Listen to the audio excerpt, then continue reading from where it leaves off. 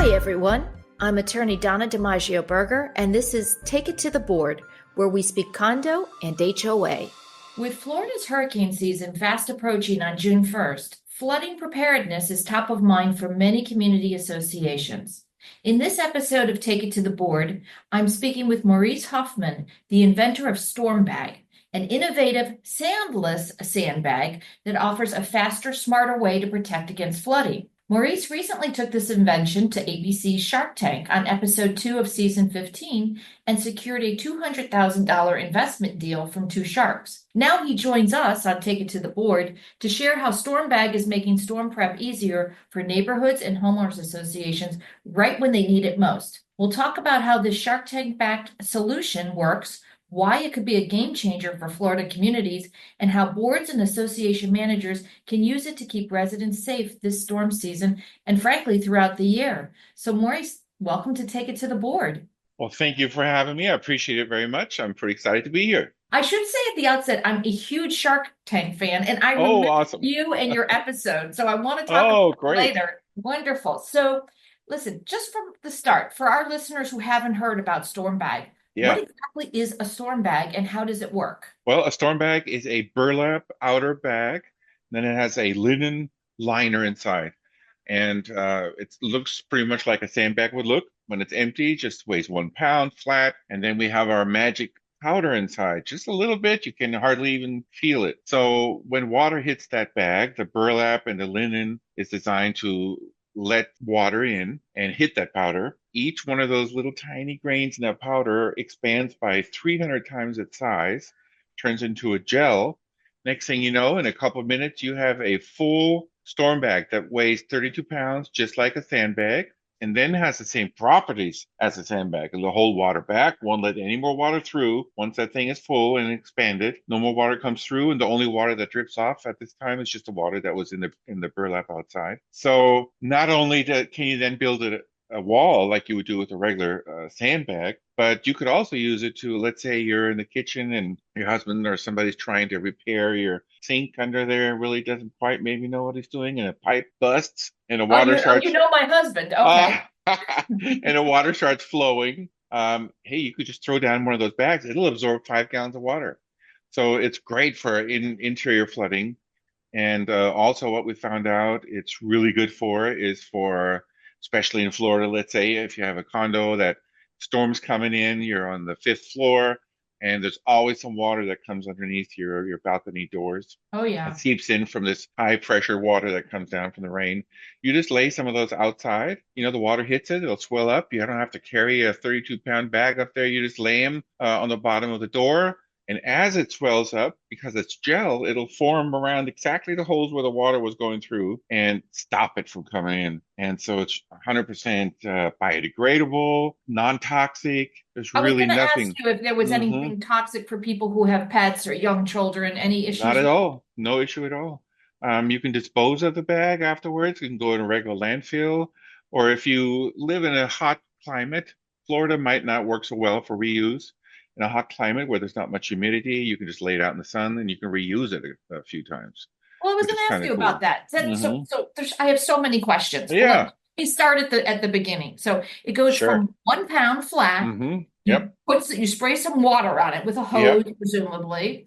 Or I guess if you're in a condo, you could use a watering can, whatever. And then it's going to, over the course of a few minutes, it's going to expand and it's going to, because of the magic powder, turn into a gel-like substance. Now we've got a heavy-duty 32-pound sandbag. And now I could also lay it out flat if I know I might have flooding, and then the water that's raining down from the skies will activate it. Is that correct? Exactly, especially if you have it against the door. If you were just outside and there was a big rush of water, it would just sweep the bag away before it expands. But for this condo thing, it's perfect for doors, because it's going to press against the door. It's not going anywhere. And it'll absorb the water, turn into this perfect bag for that exact hole where the water's coming through, because it's gel, it kind of forms around where it needs to and plug the hole.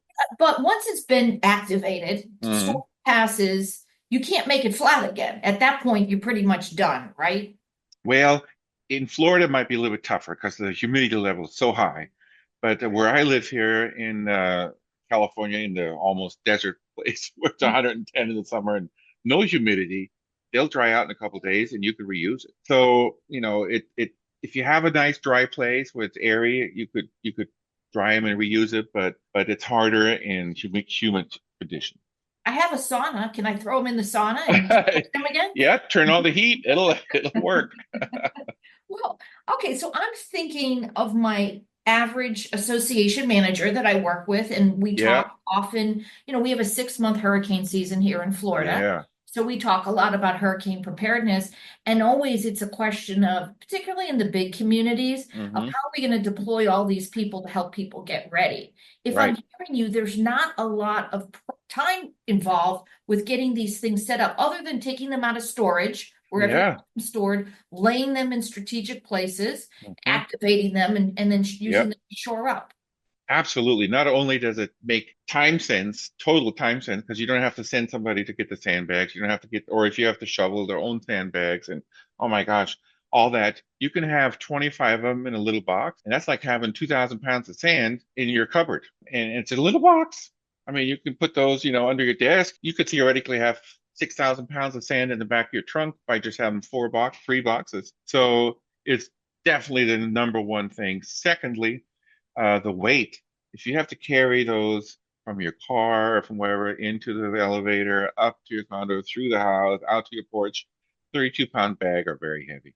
Well, I'm thinking Um, already of the potential workers' comp claims when we're using yeah, employees, but how exactly. did you come up with this idea? I was watching a baby diaper commercial, and I'm going, I what guess it's the keeps? same kind of, Yeah, yeah. it's the same. What keeps these butts dry? And what is it that does it? And I did some research, and the next thing you know, we're working on these storm bags.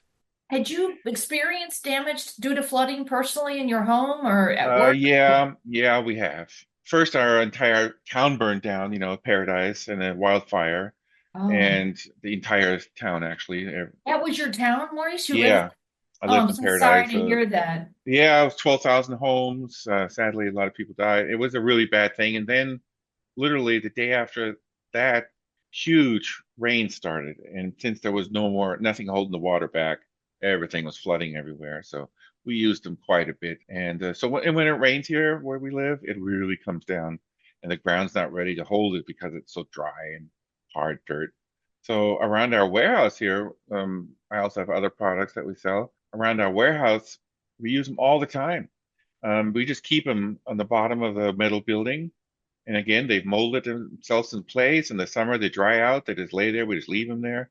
When it rains, they swell up again and protect us from these weird storms that come through and just dump a whole bunch of rain at once. They're really very handy. And yes, we use them a lot ourselves. And I now understand catastrophes. I know what it means to lose everything. I didn't know that before. I always saw it on TV. Wow, this happens to everybody else. But I have some bad news for everybody. It can happen to anybody at any time. That's something we learned here, and it takes a bit of a shock, but it can happen to anybody anytime. And after that is when I really started, okay, we need to push these Um, stormbacks. More people need to know about it because we had some customers that we always sold them to, and we never really went out to sell to the public. And then when this whole Shark Tank happened, I realized that this is something for the public. Well, that's why I was so happy to have you on the pod because, listen, there's always been a segment of the population that's super prepared, the Boy Scouts and Girl Yeah, Scouts out there. right. But for most of us, you're right. We live We our don't. lives, we don't Yeah, think so we don't. much. And then I'm not Hmm. sure we could function as humans if we were constantly thinking Right. of disaster around every corner. I mean, That's certainly for sure. we'd be amped up all the time, but I think more and more people are understanding that with the changes in our weather patterns and what we're seeing and the ferocity of some of these storms. Yeah, Now, that's the I had thing. been in western North Carolina, and every place we went you saw the terrible devastation last year. Every place we went was just wiped Yeah, out horrible. with flooding, and Yeah. it was horrible. So, and we've talked a lot recently, Maurice, about flooding in particular. Hmm. I had the P3 elevation guys Yeah, on where very they cool lift stuff. the whole homes. I mean, that's Yeah, a drastic awesome. solution. Um, Hmm. and it's really expensive. I mean, I think they Yeah. told me 300,000 for an average size Woo. home. So let's talk what is StormBag. I imagine Yeah, not 300,000 to get the no. bags. Now, a StormBag is, first of all, you can't really compare it to a sandbag price-wise. Sandbags are cheap, and it's mostly labor and sand that you get for free, right? A StormBag is a tool, and if you look at our website, I think we've got them now at $8.99 per bag. So that's $89 for a box of 10, and that includes shipping. So it's very It's it's affordable. it's it's affordable, and you only use it when you need it, and it lasts. If you don't use it for anything, 5, 10 years, you can have it in your cupboard and not worry about it. So it's a really good choice to have for your home. As compared to flood damage, oh my gosh, I don't know. There's lists of how every inch in a house costs how much. This could really help a lot. Now, as when there's a huge storm front coming in and they're trying to protect the beach, and there's 10,000 National Guard members trying to protect the town, this might not be the bag for that situation, as they have the sand, they got the bulldozers, they got the people that are out there to help. But anybody that needs it for their own home, for their business, we sell a lot to people that are in charge of maintenance for big buildings, so Right. hospitals, schools, hotels, Sandals Resort, those kind of places, Hilton's. They just love it. Their maintenance people are just so happy, because in a hospital that has 500 rooms, every day there's some flood going on in a room. Somebody plugged the toilet, somebody smoked a cigarette, something's going on, and and they just love these bags because they can go in, they can just throw a couple down, boom, the water, they can carry it out and the water goes with it, and then they can work on the problem and not flood the next room. I think it's a partnership, Maurice, between Hmm. what government can do, Yeah, local and federal, to help you prepare and recover, and what you can do for yourself. exactly. You really just, it's a partnership, and that's when it works Yeah. best. Hmm. In terms of, let's say it's a average 7-story high rise, and we Hmm. wanna prepare it. We know the storm's coming. Fortunately, in Florida, or unfortunately, we see that cone of Hmm. destruction heading towards us for about 5 days before the Yeah. storm actually gets here. Let's assume it's accurate. How Hmm. many of these bags would we need, the storm bags, to secure the lower level, obviously, of the Well, building? you always want to have, each bag is about, 2 feet long, and then you want to build a wall. Now, the reason that I made these the same size of a standard sandbag, some people ask me that, why did you make it the exact same size? Why didn't you make it bigger ones or smaller ones? Well, people that are building walls like this, they know how to build it with a sandbag. Gotcha. Why suddenly start why reinvent the wheel and say you gotta now calculate differently because these bags are different. So it's the same size, same weight, and there's charts everywhere for those kind of things, for how much linear footage, how many bags you need, and it's the exact same as with a sandbag. So, how high you want to go, you want to be so far over the water, and what are you protecting? There's a lot of standard charts out there to tell you, and it's exact same as a sandbag. So, and then for people that are doing door protection, we actually have on our webpage something that's called door protection kits, and it's for one door, double door, single garage door, double garage door. And what we send you there is storm bags. We send you a big plastic sheet. We send you duct tape, so you can tape the duct tape on the door, and let it come down to the bottom a little bit, and then put the storm bags on top of that, so you have full protection when there's a bad one coming. We do that a lot to storefronts like to buy those. Recently, somebody in Dallas, one of the big phone companies, protected all their stores in Dallas with those storm back door kits. Imagine there should be some data as to the effectiveness of sandbags, even regular Hmm. sandbags, Yes, when it comes to absolutely. hurricanes. Obviously Hmm. it's going to protect from flooding because you created Right. a barrier. But how do these things stand up to a Cat 3 or 4 hurricane in terms of the wind force? Well, they're going to be the same weight as a sandbag, so pretty heavy at that point. And then it depends on how deep you make your wall. And charts for that, you have one layer, then you have another layer behind it. And in certain areas, depending on how big the storm is or what they're expecting, is how deep they'll make that wall. So it kind of depends on, and there's charge for that kind of stuff. It kind of depends on what's coming and what you need to do And for how that, you've assembled it, I and how assume. you assembled it. It's very important. You have to always have some over the water. You have to have, enough in the back to keep the pressure going. And Do you give resources to tell people how to assemble this thing? yeah, there's some on our website, of course. That's stormbag.co. And Mhm. then there's some links on there too. And you know what? I gotta check and see if I still have that chart link on there. Thanks for reminding me, because that is a good question. And we always had that link on there, but since our new web page is up, I want to make sure I have that on there too. And if not, folks, I'll have it on there ASAP. Well, I'm glad you mentioned the part about, how long these things last, because knock Hmm. wood here, I'm going to knock wood here. Yeah, We're not going to see a hurricane again on my coast for a while or I anything sure I would hope love. so.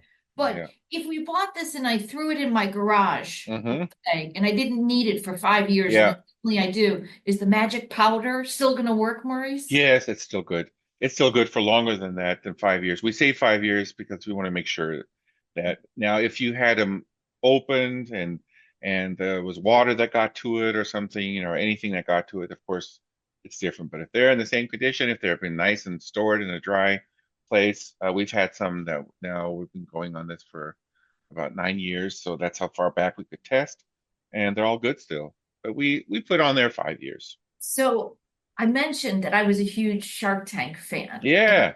And I'm always the type I like to actually check out. I think the products are great. I recently bought the fire blanket. So I remember Oh the yeah. fire he came on and I was like, you Hmm. know what? I've never had to deploy a fire extinguisher, which looks Right. messy and it's confusing and you've got to maintain it. So I said, let me get this, right? Hopefully I never have to use it. Yeah. Think I had it like 3 weeks and I had it tucked in a drawer in my kitchen. Yeah. I decided to make homemade garlic rolls, pour it on Uh-huh. the olive oil, heaped it with garlic, put it in the broiler, too close.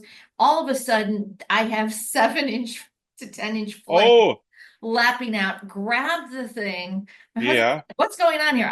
I remembered, grabbed it, smothered it. It was perfect. It was Perfect. it was actually perfect. So I'm thinking when I'm talking to you that I'm gonna have to go order of these Yes. storm bags. Well, that's awesome that that fire blanket worked for you. My neighbors just lost their whole ranch because they were making some soap and or candles or something on the stove, and the fire extinguisher didn't work. It actually pushed the flame even further away when it hit it and burnt started the Oh, whole house, and they lost the oh, whole house.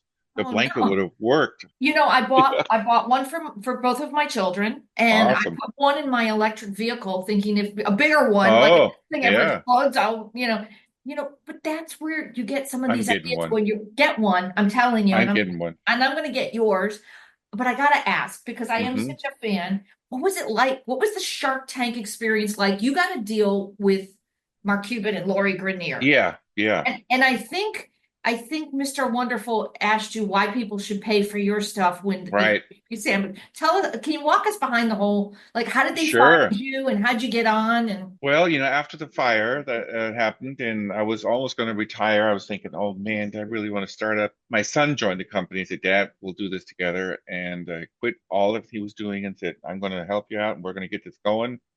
And your storm bags are really a good item. Let's go to a trade show in Los Angeles. It was a natural disaster trade show. I said, okay. Drove down there, set up, and I was doing a pitch on those storm bags for 3 days straight, 12 hours a day. At the last day, the last minute, right before we broke down the booth, I was so tired. He said, Dad, do one more. I'll film it. I said, okay. I didn't even stand up. I was just standing there making a little goofy thing. He put that on TikTok. And as we're driving home, it's about an 8 hour drive from Los Angeles to Northern California. As we're driving home, he looked at the thing and said, yeah, halfway through, he said, Dad, we have 6 million views on this. I said, what? I said, by the time it was all over, it was like 12 million views on this. I don't know what really determines that happens, but somehow the AI world grabbed it and went with it. And so I'm at home and in the office, and I get a call. The guy says, I'm the producer from the Shark Tank. And I said, I'm sorry, we can't afford any advertising on your show. And I hung up on him.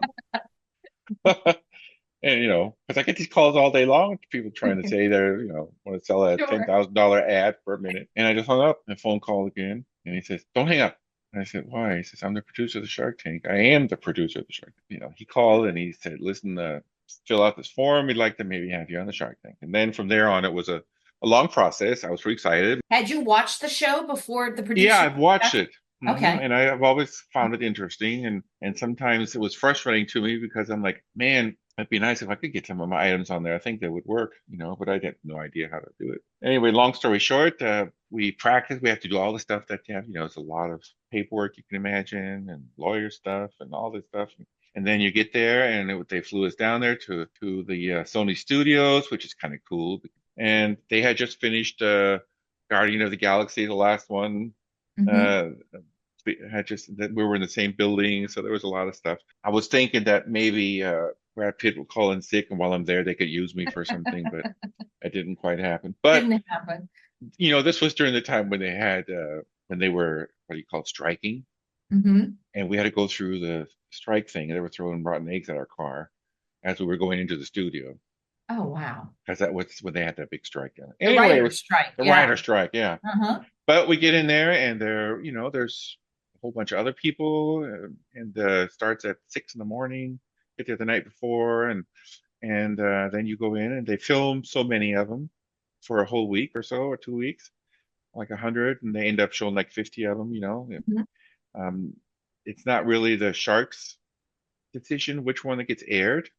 It's like NBC that makes that final decision. So you don't know if you're going to get aired until a day before. Oh, They keep wow. they keep that very secret. It's all part of. I'm sure there's good reason for it.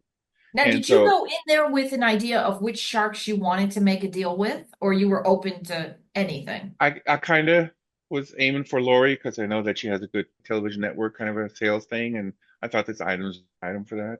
But we were pretty open, and you're a little bit nervous because you have to this pitch. There's live. It's live. There's no retakes. If for some reason your pitch you messed it up, they just send you home, and all that was for nothing because they don't have time to reshoot or do anything. If you don't do it right, you just go home, You get you the know. hook, they go goodbye. Is that? Next Yeah. and just next. Wow. Yeah. I saw it happen to somebody who took too long to do something and they went through all this stuff because it takes months of preparations and then they only have so much time. So you have to have it right. Mhm. Our first plan was to have the Sharks do a little bit of one guy digging some sand, the other guy doing the storm bag. And so we had planned our whole pitch around that. Right, literally an hour before, they said, "Oh, no, lawyers, we don't want them to shovel sand around. Maybe they hurt themselves with a heavy bag or Sure. something." So, which I understand. But now suddenly, all this pitch that we practiced for 6 months made us hella nervous to make sure it's right. Now we got an hour to do a new one. So I was You had to pretty, pivot. Oh my ah, gosh. pivot. So, Oh, I'm thinking like, oh my gosh, we better get this right or this is not going to work. But they were all very friendly there, very nice people. And we went in there and stood there and did our pitch. And it was all, you could see, of course, they only show like a part of it, of course. right. Pitch You was can much tell that longer. they edited. It's much. I mean, I'm sure it's intimidating to sit there under the hot lights and Yeah, yeah, kind it of is. face it. But you Hmm. had all the answers. Landed Yeah. cost, and Hmm. who questioned your valuation? Did anyone question your value? It's always Not really. Matter of fact, long story short, they shook the hand. We did the deal, and they were very interested. And months later, you deal with all their bookkeeping and all that stuff. Basically, the team called and said, we still didn't know if we get aired, right? And I said, listen, if you get aired, it's Mark's team, basically, Mark team. If you get aired next week, we're hoping we would get aired. Um, you're going to do well, and we're not going to be able to do anything better for you than you're doing now. If you want, you can get out of the deal. And that was at first I was like, is this some kind of a weird thing or not? And then I thought about it and I thought it was very nice of them to do that because, basically they couldn't figure out anything that they could do better than we were doing, yeah. except put some money into it. Which that wasn't really the main issue. The main issue is that I had to get this word out that there's a new product that nobody knows. What better than an appearance on Shark Tank for that? They Sure. realized that too, and they were being nice, and I was very happy about that. And so did you take them up on that offer? You said, okay, I'm I'm gonna, out. I'm out. Wow. Well, they have Yeah. that disclaimer that just because on the show they show, that you're getting an Hmm. offer from this shark or that's Right. combination sharks, that doesn't necessarily mean that the deals Yeah. can go forward. I assume there's a whole due diligence A period. huge due diligence bears, and they Yeah. do a lot. And StormBag is not a company by itself. It's part of my company, Swiss Link, and that's one of our brands that we do. We do other stuff, so we would have had to separate the company altogether out Yeah. of Swiss Link. So a little complicated paperwork with two different companies, Lori's and Mark. So that would have been a lot of work. But basically, they gave me an out, which was fantastic because it aired, and that night it aired, we sold 50,000 storm bags. So, Yeah. it was fantastic. We didn't have a share, Yeah, I 30%. do that all the time. Even the people who walk away without deals, I think, well, Hmm. they've at least gotten the exposure, Yeah. huge audience.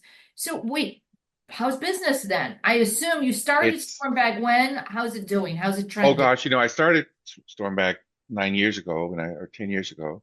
And I've always had, like I said, these few customers that always bought some.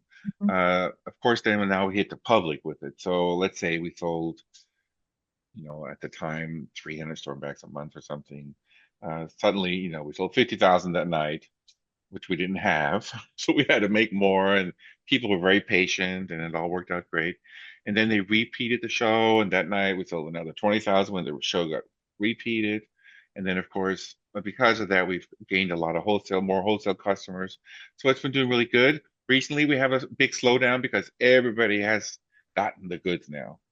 So everybody's stocked, or at least the ones that saw our show or that know about us have storm bags now. So now we're just waiting for reorders and hopefully new orders with people, that listen to your podcast and other things. Because I think people need to know more about it to be able to even want to buy it. Do you even So know that, that this is a possible solution? yeah. Yeah. Well, let me ask you, are you getting any orders in? You do work, you've gotten endorsements from FEMA and the Department of Homeland Security. Hmm. Hmm. Are you doing any work with local or federal government or Yeah, we agencies? do. We have just for example, the city of Dallas always buys from us all the time. They love them. We have a military base, a couple of military bases in Hawaii, Pearl Harbor. They buy them all the time. Different cities and governments, and the endorsement from FEMA and is that they're on their approved list of items they can buy, but their individual offices still need to know that this item exists before they would even request it. So it all sounds a little bit easier than it is, but the word needs to get out is the most important. And the people that buy it always rebuy it. They're always Mhm. very happy and they buy it again. So every customer that we gain is a lifetime customer. Are you doing any work overseas? There's a lot of places on the globe Yes, for flooding, Maurice. yes. We have a distributor in Germany. We have one in France, Philippines. We have a distributor in England and Belgium, Spain, and somebody was just talking to me for the Scandinavia. So hopefully they'll all send me big orders. Yeah. But Listen, yes. I have not heard of any associations that are using storm bag or anything Hmm. like that in terms of flood preparation or storm preparation. I think that's about to change. So, Awesome. look, to the extent that there's things that associations can and should be doing, as well as individual owners to mitigate Absolutely. any damage, this can only be a positive. Any final thoughts for people on, preparation overall? Well, in general, it's hard to sell somebody insurance when they don't need it at this moment. And I've always been like that too. I've tried to minimize stuff that I need to prepare for. And I have to say that after that fire, I am suddenly way different about it. I have some food that if I have to take with me, I have a go bag that's really well prepped. I have some things that, because I know what it suddenly means to be on the street and everything you ever had is gone and hoping that somebody will help you. And don't be in that situation. Help yourself as much as you can. And I've had a lady from Brooklyn, New York, the other day call me. She was 87 years old, living in a place that always gets water coming in from underneath. And she says, I can never find people to carry these heavy sandbags down to my basement. I now have a box of your bags. I already used it. Thank you.